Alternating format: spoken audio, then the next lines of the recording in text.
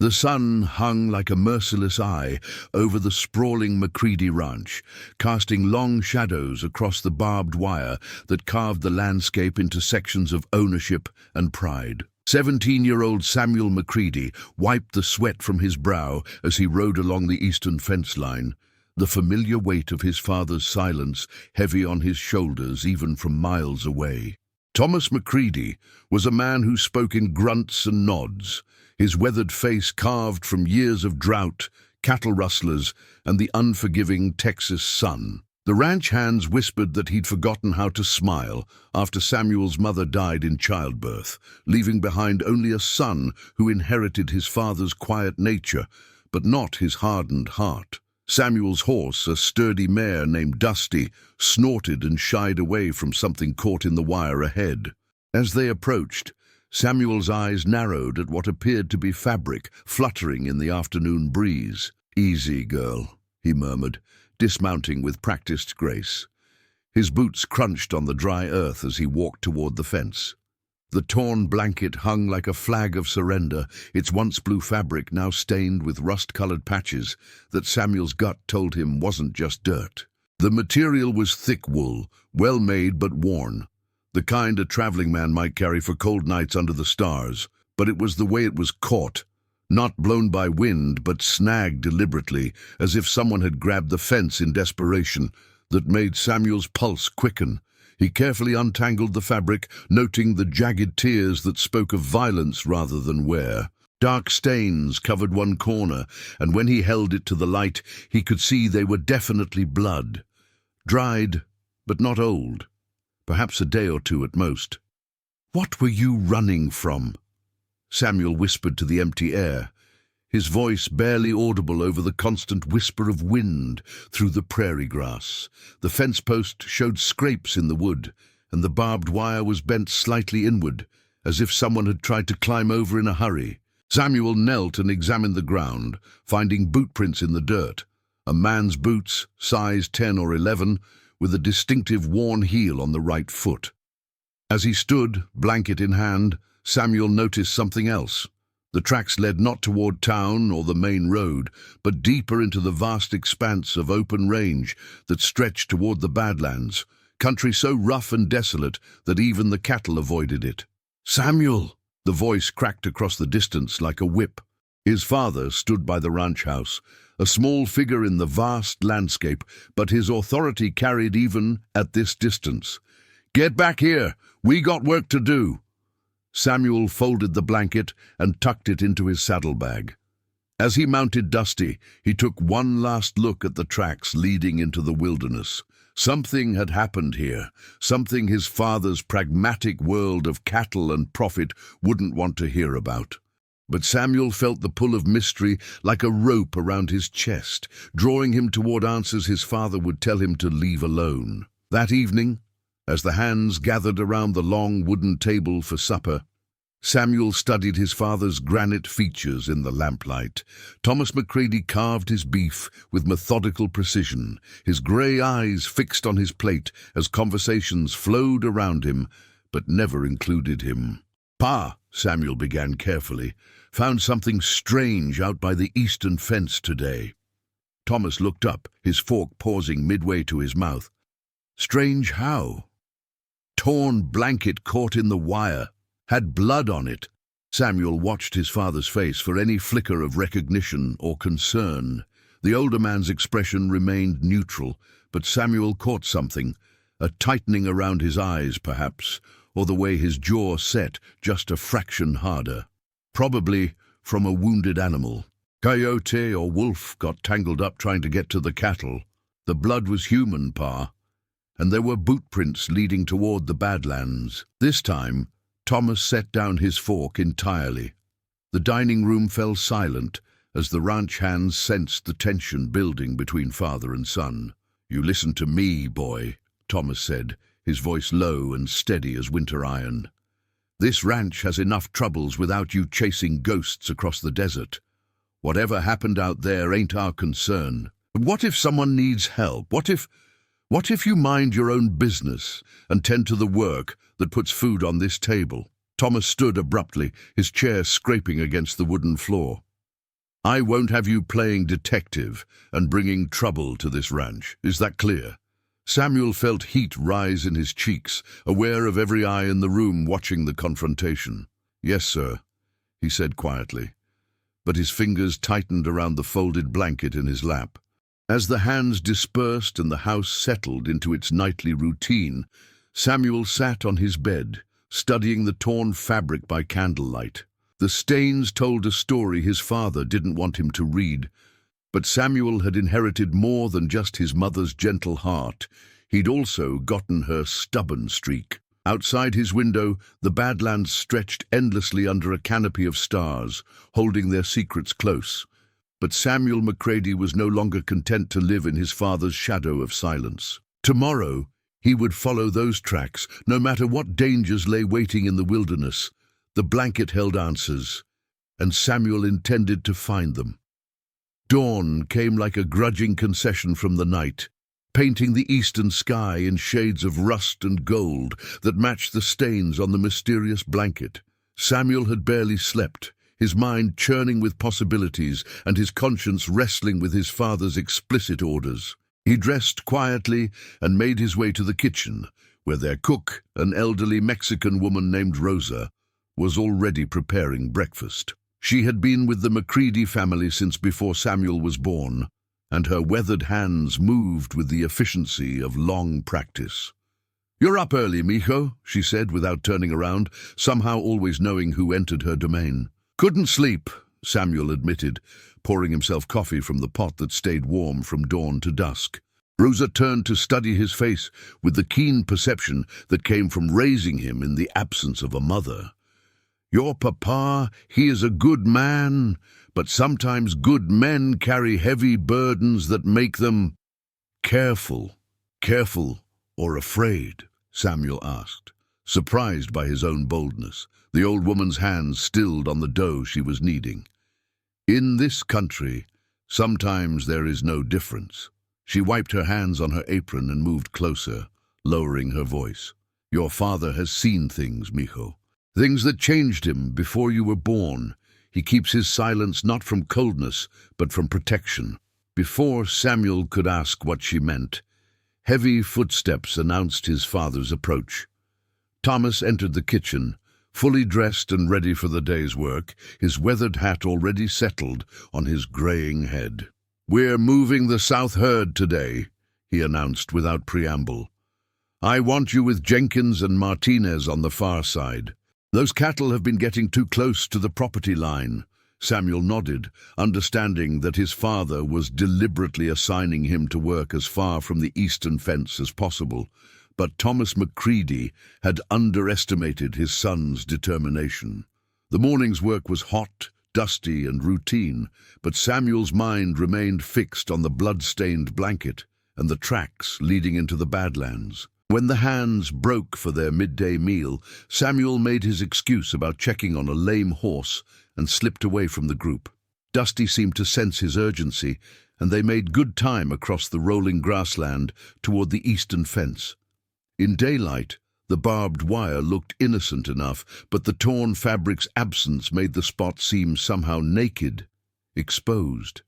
Samuel followed the boot prints, which were still visible in the hard-packed earth despite the previous night's light wind. They led steadily northeast toward a region of broken mesas and deep arroyos that the locals called Devil's Country, a landscape too harsh for cattle and too remote for honest travelers.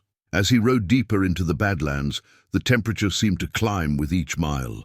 The sun beat down mercilessly, and even Dusty began to show signs of strain.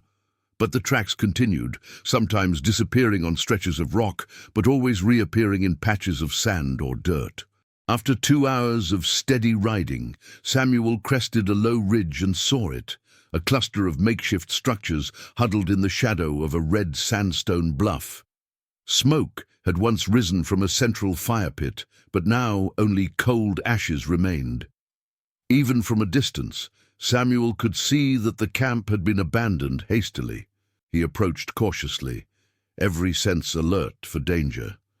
The settlement consisted of 3 crude shelters made from salvaged lumber and canvas, arranged around the cold fire pit. Supplies were scattered everywhere. Cooking pots, blankets, personal belongings, as if the occupants had fled in panic. But it was the dark stains in the sand around the fire pit that made Samuel's stomach tighten. Too much blood for a simple injury, spread in patterns that spoke of violence and struggle. Near the largest shelter, he found more boot prints, the same distinctive worn heel he'd followed from the fence, but also others, several others. "Jesus," he whispered, dismounting to examine the scene more closely. Inside the first shelter, he discovered a cache of supplies that made his blood run cold. Ammunition boxes, enough weapons for a small army, and most disturbing of all, detailed maps of the surrounding ranches, including the McCready spread. Red X's marked strategic locations, and notes in Spanish described guard rotations and cattle movements. Samuel was studying one of the maps when he heard it. The distant sound of horses approaching fast. His heart hammered against his ribs as he realized he'd been so absorbed in his discovery that he'd failed to keep watch.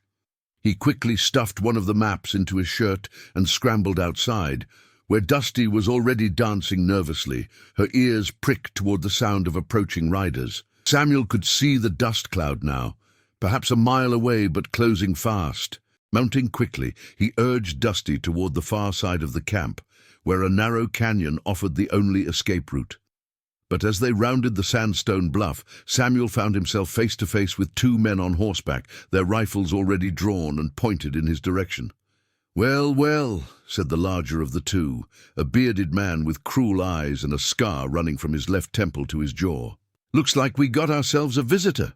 The second man, lean as a whip with the pale skin of someone who avoided honest work, grinned without warmth. "Ain't you a little young to be playing detective, boy?" Samuel's hand moved instinctively toward the rifle in his saddle scabbard, but the scarred man shook his head slowly. "I wouldn't recommend that, son. We got questions need answering, and you got the look of someone who's seen too much for his own good." And as more riders appeared from the canyon behind him, Samuel realized he was trapped. The blood-stained blanket had led him not to answers, but to the very people responsible for the violence at the abandoned camp. And now, miles from help in the heart of Devil's Country, Samuel McCready was about to discover that some secrets were worth killing to protect. The scarred man's grin widened as he saw the understanding dawn in Samuel's eyes. "Welcome to our little operation, boy. Hope you weren't planning on leaving any time soon." The rope cut into Samuel's wrists as the scarred man, who'd introduced himself with dark humor as Scar Thompson, secured him to a wooden post in the center of the abandoned camp. The sun was beginning its descent toward the western horizon, but the heat remained oppressive, made worse by Samuel's growing fear and the metallic taste of blood in his mouth from where one of Thompson's men had struck him for asking too many questions. "Now then, boy," Thompson said, settling himself on a wooden crate across from Samuel, "let's have ourselves a conversation. What's your name, and what exactly were you doing poking around our business?" Samuel lifted his chin defiantly, though his voice trembled slightly. "Samuel McCready, and this is McCready land you're camping on." Thompson's laugh was like the bark of a coyote. "McCready, you say? Well, ain't that interesting?" He exchanged a meaningful look with his lean companion, who'd been introduced as Snake. "Your daddy know you're out here playing explorer?"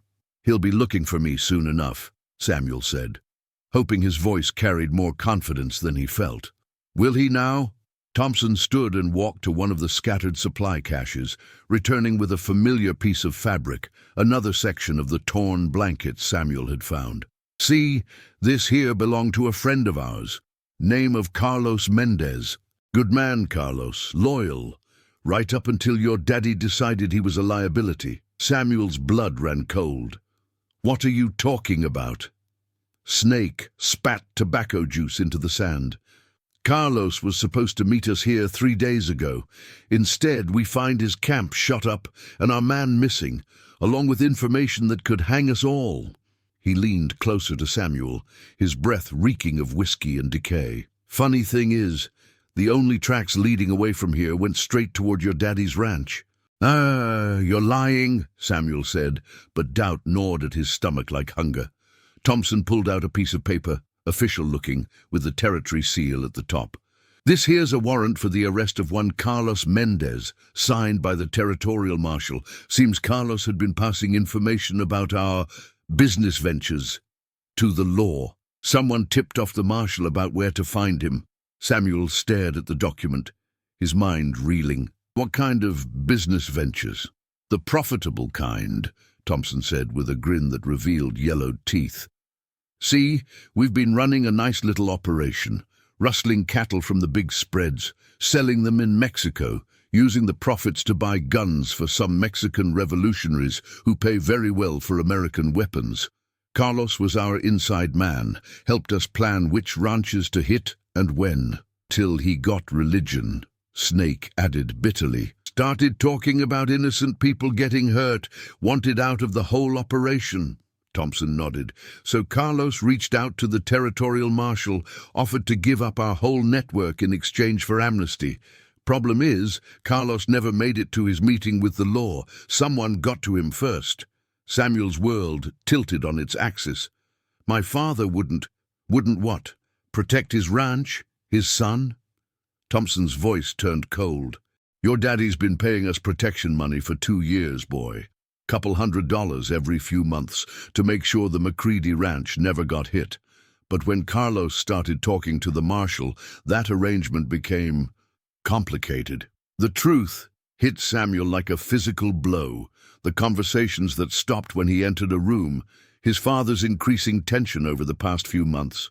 The way Thomas had reacted when Samuel mentioned finding the blanket, not surprise, but recognition and fear. "Carlos came to your daddy 3 nights ago," Snake continued, enjoying Samuel's obvious distress. "Begged him for help, said he was going to testify against us, but wanted to make sure the McCready Ranch stayed safe.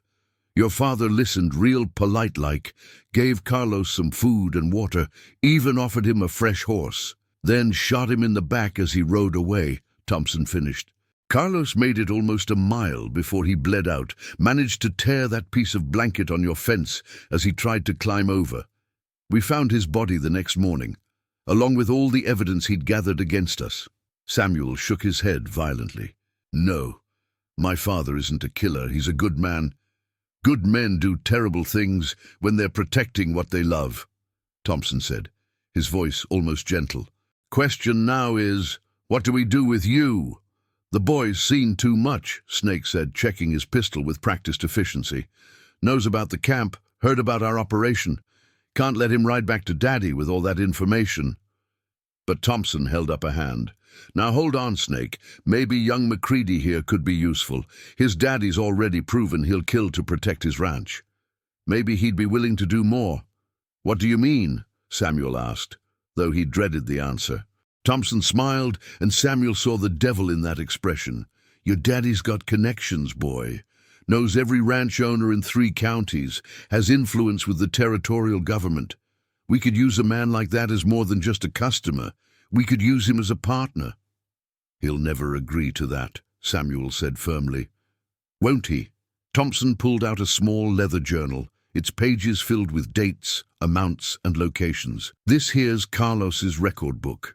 Every payment your daddy made to us, every time he looked the other way when we hit his neighbor's spreads. That's conspiracy, boy. Accessory to cattle rustling.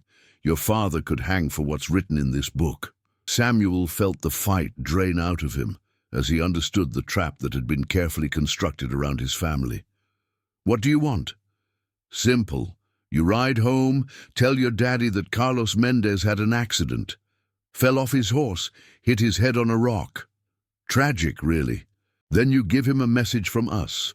We're expanding our operation, need a local contact to help coordinate our activities, someone respectable, above suspicion. And if he refuses?" Thompson's smile turned predatory.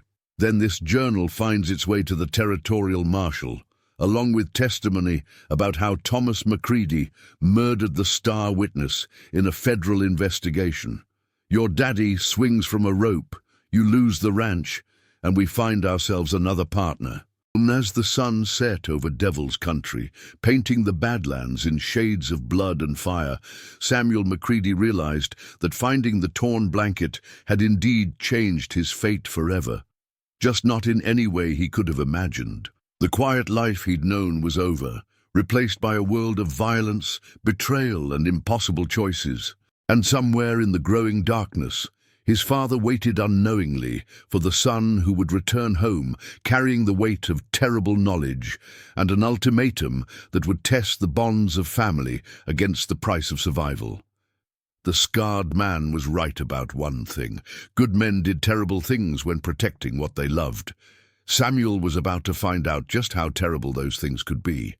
The ride home through the moonlit desert felt like a journey through purgatory. Samuel's wrists bore rope burns, his face was swollen from Snake's backhand, and worst of all, Thompson's journal burned like a coal against his chest where he'd hidden it beneath his shirt.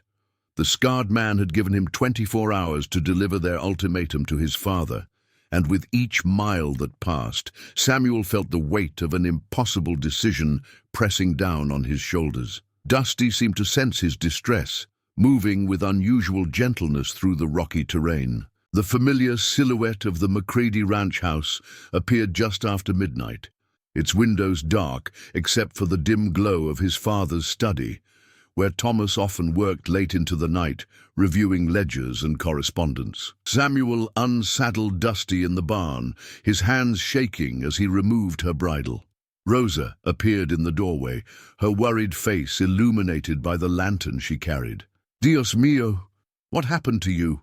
she whispered, seeing his battered condition. "I need to talk to Pa," Samuel said quietly. "Is he still awake?" Rosa nodded, her experienced eyes taking in every detail of his appearance. "He's been waiting for you since supper, very worried, very angry." She reached out to touch his swollen cheek. "What trouble have you found, mijo?" "The kind that changes everything," Samuel replied, unable to meet her eyes. Thomas Macready was indeed waiting, standing behind his desk with his back to the door, when Samuel entered the study. The room smelled of leather and tobacco, familiar scents that had once meant safety and stability. Now they seemed to mock Samuel's shattered innocence. "Where have you been?" Thomas asked, without turning around, his voice carefully controlled. Samuel closed the door behind him and leaned against it, gathering his courage. Devil's Country, following the tracks from that blanket. His father's shoulders tensed, but he still didn't turn. "I told you to leave that alone. I found their camp, Pa. The men who killed Carlos Mendez." Samuel watched his father's reflection in the window, saw the way his face went pale at the mention of the name. Thomas finally turned, and Samuel was shocked to see how much older his father looked, as if years had passed in the single day since their argument. "What did you say?" Samuel pulled out Thompson's journal and placed it on the desk between them. "They had this. Every payment you made to them, every time you looked the other way while they rustled cattle from our neighbors. They know everything, Pa." Thomas stared at the journal, as if it were a coiled rattlesnake. With trembling hands, he opened it and began to read. As he turned the pages, his face cycled through disbelief, recognition, and finally, defeat. "How long have you been working with them?" Samuel asked, though he wasn't sure he wanted to hear the answer. 2 years, Thomas said quietly, sinking into his chair. "Started small. They wanted information about when the other ranchers would be moving their herds, which spreads had the fewest hands. In exchange, they left us alone. But it escalated." Thomas nodded, suddenly looking every one of his 53 years. They kept asking for more. Detailed maps, guard schedules, safe routes through the territory. "I told myself I was protecting you, protecting the ranch. Your mother died giving birth to you. I couldn't bear the thought of losing you too." Samuel felt a mix of pity and anger churning in his stomach. "So you helped them steal from our neighbors instead?" "I never thought anyone would get hurt." Thomas's voice cracked with emotion. "It was just cattle, just property. The insurance companies would cover most of the losses. I told myself no one was really suffering, till Carlos Mendez grew a conscience." Thomas's face crumpled. Carlos came to me 3 nights ago, scared out of his mind. Said Thompson's gang was planning something big, not just rustling anymore, but running guns to Mexican revolutionaries. He'd gathered evidence, was going to turn it over to the territorial marshal. And you killed him to protect yourself. The words hung in the air, like smoke from a gunshot. Thomas looked up at his son with eyes full of pain and shame. No, Samuel. I didn't kill Carlos to protect myself. Samuel felt confusion replace his certainty. Then why? Thomas reached into his desk drawer and pulled out a piece of paper. Another warrant, this one with Samuel's name at the top. Thompson gave this to Carlos, told him to deliver it along with his other evidence, said if Carlos testified against their operation, they'd make sure you were implicated as an accomplice. Samuel stared at the forged warrant, understanding dawning like a cold sunrise. They were going to frame me. Carlos wouldn't do it. Said you were innocent, that he wouldn't destroy a boy's life to save his own skin. That's when he came to me, begged me to help him find another way. Thomas's voice broke entirely.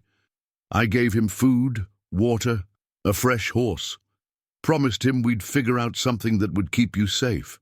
But he was going to testify anyway. Thomas nodded miserably, said his conscience wouldn't let him stay silent, even if it meant Thompson would carry out his threat against you. So I followed him, called out to him as he was riding away. When he turned back, Thomas buried his face in his hands. I shot him. God forgive me, I shot him in the back to save my son. The study fell silent except for the ticking of the mantel clock and Thomas's quiet sobs. Samuel felt as if the ground had shifted beneath his feet, his anger at his father's betrayal warring with understanding of the impossible position he'd been placed in. They want you to become their partner now, Samuel said finally. Full collaboration, not just looking the other way. Thompson said if you refuse, this journal goes to the marshal along with testimony that you murdered their star witness. Thomas looked up, his eyes red but determined. Then I guess we don't have a choice. There's always a choice, Pa. Not when it means watching my son hang for crimes he didn't commit.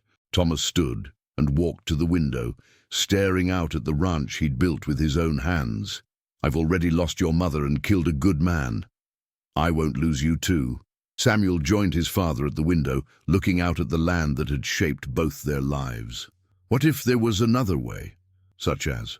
Samuel pulled the map he'd taken from the camp out of his shirt. They're planning something big. Thompson mentioned running guns to Mexican revolutionaries. This map shows routes and timetables. What if we took this to the territorial marshal, told him everything? Thomas shook his head. They'd never believe us. We're already compromised, Samuel. This journal proves our guilt. Maybe. Or maybe it proves we were victims of extortion who finally found the courage to do the right thing. Samuel turned to face his father. You taught me that a man's worth is measured by his actions when things get difficult. Well, things don't get much more difficult than this. Father and son stood in the lamplight, the weight of their shared crisis pressing down like the desert heat. Outside, the first hints of dawn were beginning to lighten the eastern sky, marking the end of the longest night of both their lives. Thomas Macready had always been a man of few words, but now he found the most important ones of all. I'm proud of you, son. Your mother would be proud too. Then let's make sure she stays that way, Samuel replied. Let's finish what Carlos Mendez started. As the sun rose over the Macready ranch, painting the Badlands in shades of gold and promise, father and son began to plan their redemption.